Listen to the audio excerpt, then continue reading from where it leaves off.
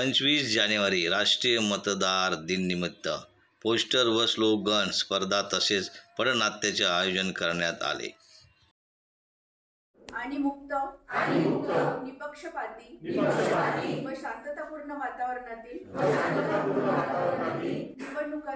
निवडणुकांचे पावित्र्य राखू।